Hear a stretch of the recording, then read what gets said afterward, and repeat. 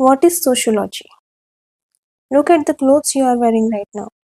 Look at the language you use, the food you like, and even the deepest goal for the future. You think you choose all of that completely on your own, don't you? Well, today I'm going to give you the red pill. Welcome to the episode 1 of Completely Sociology series. Today we are answering the massive question, what is sociology? Most people go through the life thinking they are completely in control of their destiny.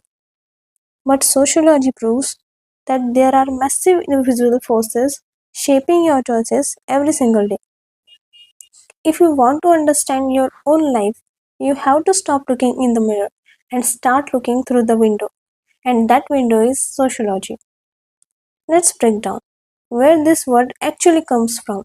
It was invented back in 1838 by a brilliant French philosopher named Auguste Comte. Comte was looking at the world turning completely upside down. The French Revolution had just chopped off the heads of the kings. Factories were replacing farms and cities were exploding with overcrowding and chaos. People used to explain everything through religion, saying, well, it's just God's will. But Comte said, we need a science to study society exactly how physics study gravity. He combined the Latin word socius, which means companionship or fellowship, with the Greek word logos or logos, which means the study of.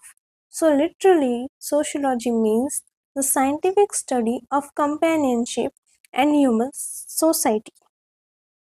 Now, how do the absolutely legends of the field defines it? Thinkers like Emil Durkheim said, sociology is the study of social facts. What is social facts? It's a rule, a culture, a law, or a language that exists long before you were born, exists completely outside you, but dictates exactly how you live. On the other hand, Max Weber said, sociology is about understanding social action. It means putting yourself in another person's shoes to understand the deep meaning behind why they do what they do.